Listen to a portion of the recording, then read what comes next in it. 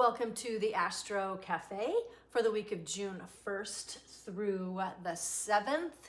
I'm your host, Teresa Ann. Welcome. I help you to create your soul life or experience the life that you were made for. So let's just stop for a minute. And I just want to invite you to bring in any intentions you have for this week as we look at our sky map, our bridge to becoming, our portal for manifesting the life that we feel that we're here to live one day at a time. While we look at the patterns that are happening out there, to reflect on what's happening in here. All right, so this week we continue with Gemini season happening. So our communication is the bridge. It's the bridge between the dream, the vision that we hold for our life, and what is happening in the now. And when we say communication, we're talking about what we transmit. We're talking about what we receive. We're talking about our thoughts, words, mindset, and actions being aligned. That is how we commune with our sacred self. That is how we commune with the cosmos, with the greater community, with the gifts that we came here to contribute. And as we look at the week ahead, we start with Monday, Moon Day, and we have the moon sliding into Capricorn. It's been in Sagittarius, and it slides into Capricorn this evening if you're watching on Monday, Moon Day at 8:19 p.m. And we're going from vision to the vow. On June 1st, Monday, Moon Day, we have Mercury entering Cancer. Your voice comes home to the heart, and your words carry what you feel. So if we're listening to what's happening in here, and we're letting go of the pressure, the bottlenecking, the forced feel of having to do a thing, and we might be feeling behind, right? If we can let go of that a bit, we can feel a greater force field, right? Let go of the feel, or even lean in and move through feelings of being behind, feelings of I got to get the thing done, right? Feelings of hustle. These are the things we're wanting to leave behind, right? So whatever it is for you that you're wanting to leave behind as you move into the new, it might be more of an inner job of feeling the feels of discomfort as we're moving out of our comfort zone into a life that actually will be more comfortable. But we need to move through the growth edge, the evolutionary edge. On Tuesday, Mars Day, the moon is still in Capricorn. Steady hands, faithful heart is the phrase that day. We have the sun in Gemini, sextiling Saturn in Aries. A gentle opening to commit. Devote yourself to what is real. Devote yourself to what is real so it will hold. Because if it's not real, it's not sustainable. And you won't be holding it. Okay? On Wednesday, Mercury Day, we still have the moon in Capricorn. Honor the slow, sure build. We have Mercury in Cancer, squaring Neptune in Aries. Word and vision stretch. They move toward each other. Listen beneath the surface and then name the dream. Remember, our voice wants to come home. We're naming the dream. We're feeling what wants to come through. And it might be challenging in our game of life because it's something new.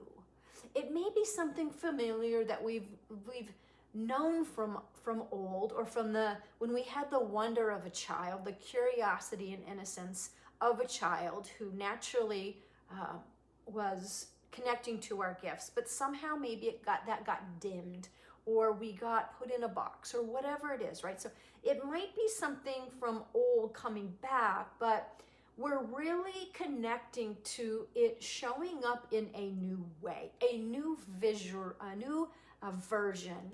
We're talking about iteration or brand new. So yes to the soul, yeses as we respond in the game of life.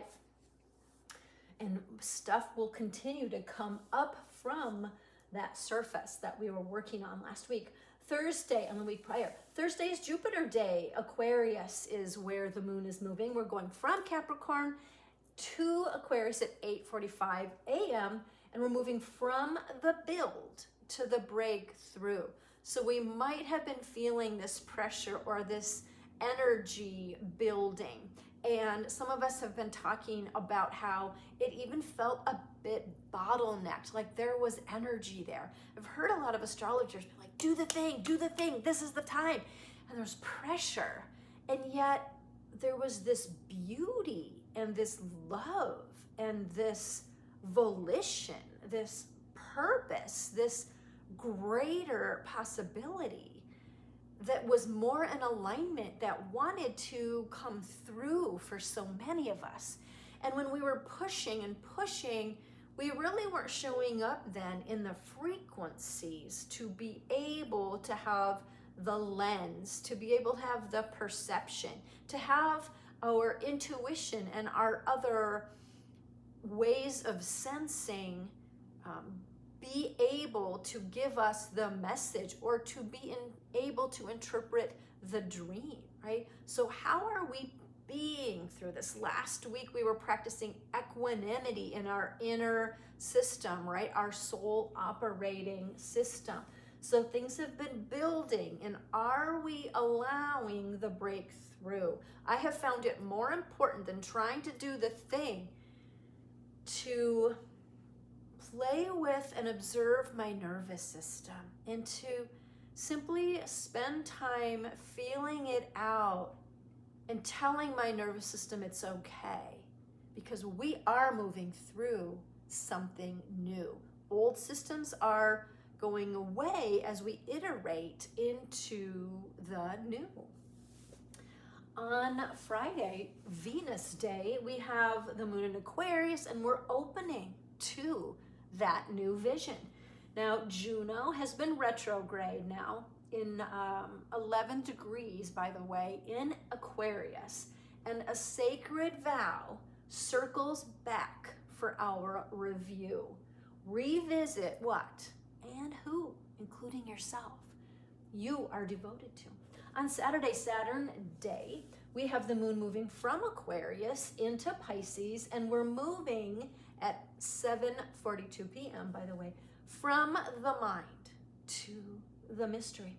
Now, you may have been feeling a build behind the scenes because Venus is building. It's been happening this week toward Jupiter in Cancer. So they're building, Venus is building, it's gaining on Jupiter. They're going to be conjunct. They'll be in a sacred union, so to speak, early next week. So can you feel it? Your soul desire, it's expanding, right? It's kind of this chemistry and this feeling of, like I said in the audio note, it's getting hot in here, but it's not a fiery kind of heat.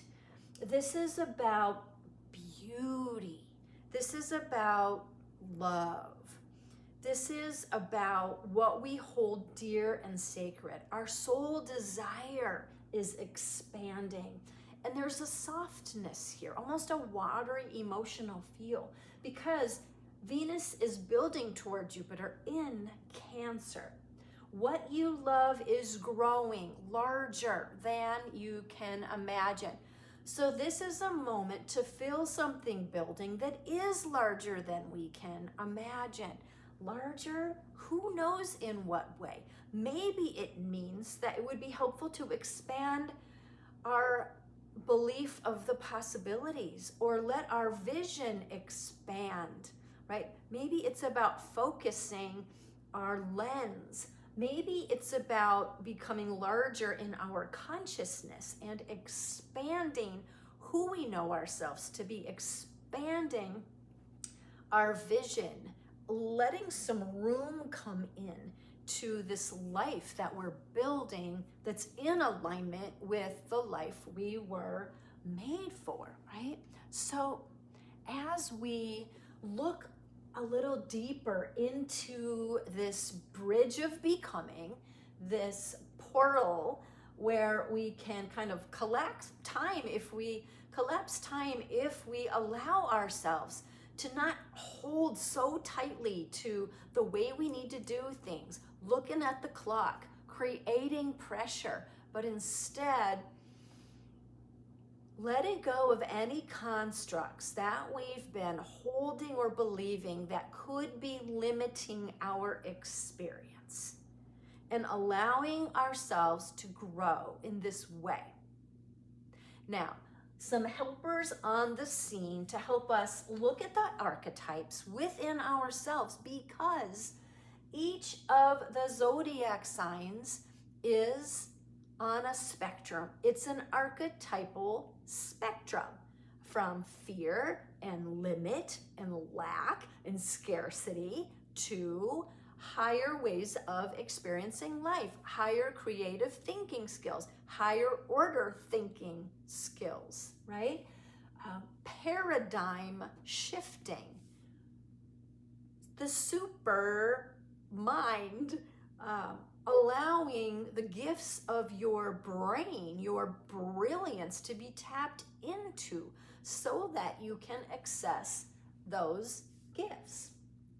And as we do so, we see some specific archetypes showing up this week, and somewhat in a new way. So Mercury, we might know that to be like winged sandals if Mercury was to wear shoes, right? It's a messenger. It's connected to Gemini. It's fast moving. Well, this week, right, it's a slower roll because Mercury is showing up in Cancer. So it's more like the soft house slippers, right? Like, let's ground ourselves in some softness. How can we feel at home with ourselves? How can our voice feel at home? How can we feel at home with what it is we're creating in all of the aspects of our lives? In just a little bit, we'll dive into our chart and we'll see, where can we look to know, where does Mercury want to do this? Where does our communication or our communing or our voice want to show up differently with this softness in our chart, meaning in an area of our life? Saturn is showing up. We have Sun in Gemini, sextile Saturn in Aries, while Mercury is in Cancer, right? While Venus has been in the slower moving and like Taurus, aesthetics, values, what is beautiful, right? We've been in a slower roll with some of those powerful archetypes. And so the feel here is really about, what is real? What do we really want to be building and putting discipline to and putting structure to that will really hold and be sustainable as we're letting go of this stuff that is old and doesn't really want to be in our life. It's not the way as a collective that we're really wanting to roll. So it's like a weighted vest, right? Or like a weighted blanket, or like even like, ooh, my favorite weighted fidget spinner, right? Like, how do we want to kind of sink in to what we're devoted to? We want things to stop feeling like a burden and feeling instead like devotion. Juno, an archetype about sacred partnership, sacred union. And this can mean a sacred union with ourself, that relationship above all, right? And with the divine. What is our relationship with God, the universe, the divine, whatever that is for us, right? And any other sacred partnerships, whether they are life partners or they are who we're partnering with in our creative process, our body doubling, co-working buddies, those that we serve and will have sacred contracts with as we show up in sacred service, right? So we might be looking at that ring, right? And be thinking like, put a ring on it, right? Like, what do we want to put a ring on? Like, what do we want to really show some full circle devotion to, right? And so that might be the statement piece here is like, what are we devoted to? And because we're in retrograde, it might be helpful to review, to reflect, to re-envision, to restate our vows, going back to our purpose, going back to our voice and what we are here to speak or to express through the things that we're creating. It could be our contributions, it could be our offers, it could be our artwork, it could be our outfit if we're performing. Although if we're performing, we know this is not about performance. It's about presence. It's about presence in your message. It's about presence in speaking with your loved ones. It's about walking your talk with presence, right? All right. So as we go further and we look at, how can we take this into our lives, off of the sky map and into our lives, right? We've been behind the scenes building together in community what feels like it's so nourishing. And it's like this space we've created, whether we've been together in person or joining virtually, this space to come together to feel this nourishment for our souls, this direction and help navigating on our respective souls' destiny journeys, right? How we're mothering ourselves, our brain children or projects we're bringing through, our families, biologically or soul families, or the shifts we're creating with our lineage, all these sorts of things. So we've been playing with the idea of the mothership. Love the zodiac signs and the peeps all peeking through, helping each other on their journey. So we'll see what comes through. But specifically this week, we'll be working behind the scenes through messaging, and because we don't have our forum up yet where we will be able to have some live chats going on and our live shares when we're moving through things in the moment. But this week we're just communicating however it is in this beta test that you've been invited or have like kind of signed up formally or informally to share. But also on Wednesday when we're going to come together live in community to learn and unlearn together. But some places that we could go to look at in our chart, if we wanted to look at the Astro Map or the Astro Matrix app, I'm not affiliated, but it is a free app that we can try. If we look at our transit chart, we can come down and we could look at where is Mercury, and we can do it both ways. Two different ways. If you want to look big picture, where's Mercury right now out there? What house or area of life does it occupy? Well, for this person, I could find Mercury and I see, ooh, it's at their AC. It's at their rising sign, their ascendant. So they could find, if they dropped down and clicked aspects, they could look at their ascendant and their Mercury and see that they are conjunct, just how we saw. They could click on that and have pages about how to apply that in their life. We could look at the person's Mercury in their birth chart. Well, look at that. It's also the first house where their ascendant is. So this person is having Mercury that's going to be conjunct. What's happening for the collective, humanity, and what's happening for themselves as an individual is one in the same. So this person could look at Mercury, and they'll see it's not quite conjunct because it's not quite there yet. So they could click forward, forward, forward, forward until they got a few days ahead, until they found that time that it was conjunct, and then they'd be able to do that. But they could see, well, what else is out here that's maybe conjunct or lining up with my Mercury? And we could say, ooh, Venus. A lot was going on with Venus this week. Venus and Mercury are conjunct in this person, or together at the same place in this person's chart. So they could look at Venus and Mercury and find the coordinate and then click here and then learn.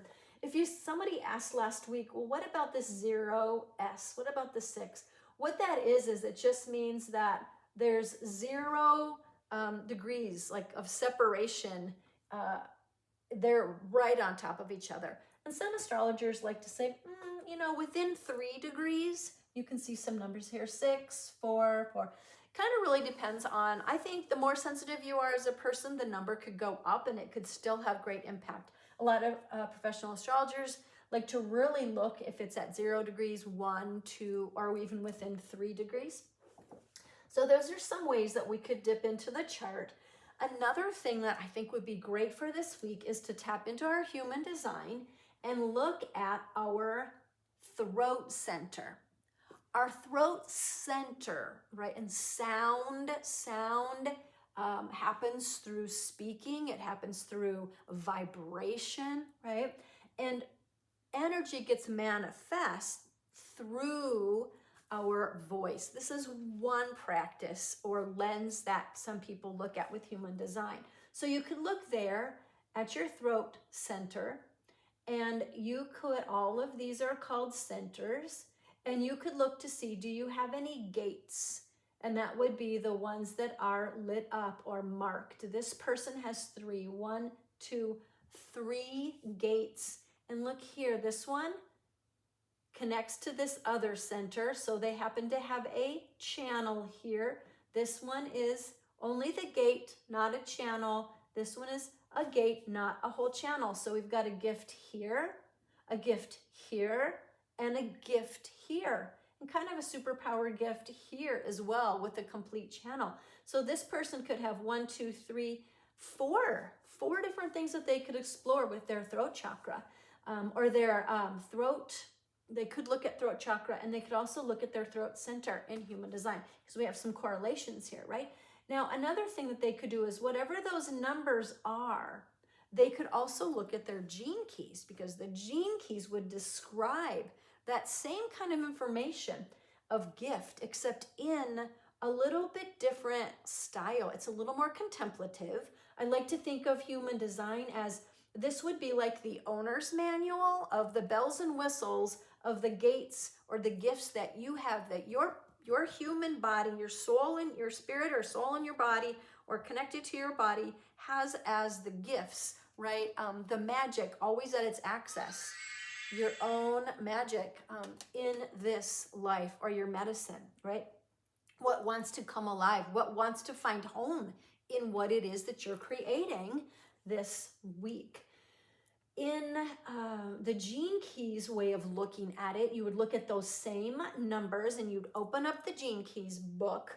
Could be this book here by Richard Rudd. I love the blue Gene Keys book by Richard Rudd. He has a brand new one that's out that's more, I think, white or gold colored. Anyhow, you could look for that or look it up online. There are also audios that you can get. I think they're a couple dollars, not from me, but through Richard Rudd himself. And you can look at 3 ways of looking at the gift. You can look at it the shadow form, or like when your ego is struggling. So if you feel like, oof, I've kind of been struggling this week, you could look at, or last week, and then I want to really kind of be honed this week, you could look at those 3 gate numbers in the Gene Keys materials, and look at the shadow and see, am I showing up in an ego space, fear, lack, scarcity, etc., protective of myself? Or am I showing up more in the gift level, more archetypal words and descriptions of your gift would show up there, or in the city level, which is like an enlightened state, really high frequency. So we could look at those this week.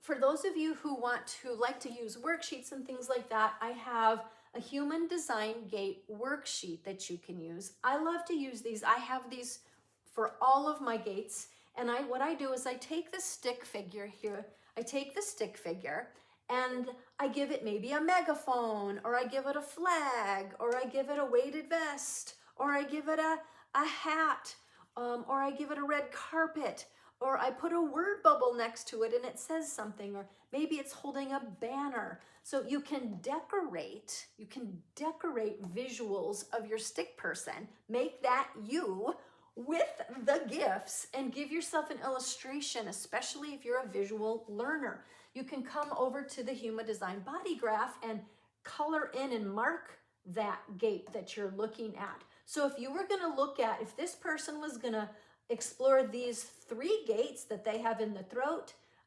center, they might do 3 pages. They might write down the gate number, the official gate name, any other archetypal names, because let's face it, when I look at Ra, who was the founder of Human Design, back in I first started my Human Design experience in the mid-90s. So I'm 30 years in my experiment. And so when I look at the words that were transmitted, that he brought through when he wrote all of this, to me, they feel a little 3 decades old. Considering the source. I am a woman. He was a man. Our language, our feel, our lens is a bit different. So since then, there have been other authors, other humans who have taken the gate information in the wording and shifted it a little bit. And so when we meet on Wednesday, or you can message me if you want more resources to find the words that might meet your learning style, you can do that as well. And then so you can maybe find an archetypal name that might fit better for you, or you can name it yourself. You could write a few words about the description of that gate. You could actually divide it up into, well, what are some higher frequency traits that I'm showing, some gifts I'm showing, some things I'm applying in my life when I'm showing up this way? Or what are the lower frequency traits when I'm showing up maybe in ego, so that I can watch those, right? What are maybe some self-care practices that I can do to help take care of myself and those gifts, right? So holla, if you don't have one of these worksheets and you'd like one, and I can get one to you, the 3 powerful conversations with the cosmos this week, if you'd like this in a sheet form, I can send you that as well. And I take these from the 3 transits that I've curated to be super powerful. There are tons of transits each week. I literally curate by choosing them myself. I'm not using another astrologer's work. I am creating the words and phrases based on the people I serve, who are spiritual seekers, soulpreneurs, sacred facilitators who want to serve the world by being themselves. They want to create and align their personal life and their contributory life work to the life that they feel is their soul's highest destiny. And they're evolving while they do that, and they're contributing to the consciousness of the collective. So if that's you, that's who I'm writing this for. That's who I'm creating the experience of the week for. You are who I have specifically created these powerful questions for. The people who are literally taking these questions and they are finding answers for them, are having their lives changed in absolutely positive and fulfilling ways. What is your soul ready to voice? What are you devoted to building? Which vision is ready to be named? And then in the Go Deeper section, I have listed these specific places to help you to know where you can go in to apply, to feel it, name it, build it. Feel it, name it, build it, our mantra of the week. So if you would like to learn and unlearn, because some of what we're doing here, I think every time, 100%, every single time, I have gone in and I've deep dived into the sections of my chart. I have seen myself. I have felt so seen by the stars, sometimes more seen than by my teachers, although I have had some teachers that have really seen me. But growing up as a young child, I had some that did not. I got in trouble for sharing my gifts. For me, growing up in the religious education I had, I raised my hand to share a truth about all of us being connected to the divine or about our gifts, and I got in trouble, right? Well, what I do now when I go back in is the things that have been positively reinforced for me, I get even more positively reinforced. Those things that I had got shot down for, that I got my light dimmed, or I got put in a box for, I felt invisible for, I felt in trouble about, I now get the positive reinforcement. And we learn and unlearn when we come together in community on our Soul Connect live calls, so that we can do this together in conscious community. We can share, this is how I found equanimity last week. This is what, oh my gosh, this was my big aha with my voice. Or like, I don't get the charts, I'm overwhelmed. Walk me through this, you guys. We can share our charts. We can bring the Astro Sky Map Bridge back up. We can take a dive into the questions. We could even do some hot seat coaching. In the last few weeks, we've had people that within a 5-minute conversation, a 2-minute conversation, have literally, before our very eyes, gone from being a version of themselves that they don't want to be anymore. They really want to make the bridge and jump to the next version of themselves so they can manifest what they want. Right there, right before our very eyes, through a laser coaching, a couple of powerful questions. Beyond these, they have been able to make the switch right there before our very eyes. Whether that's crying, jumping for joy, whatever, being witnessed, processing out loud with other people who get it, or at least if we don't fully get it, we see you. We can hold that safe space for you. So again, remember that my contribution, what I'm doing this for, is aligned to my purpose. And my Gene Key's purpose is purpose. The gift of purpose is my purpose. And because I always have wondered, what is my purpose? It's the biggest question, one of the biggest questions, probably my top 3, that I've walked through life asking. I've learned our purpose to, in my lens, in my belief, our purpose is to be who we are. Yet we also live in this reality where we're co-creating realities with others. So also, how does that translate to a contribution and a symbiotic living with the rest of humanity and the planet and the cosmos, right? Well, I find that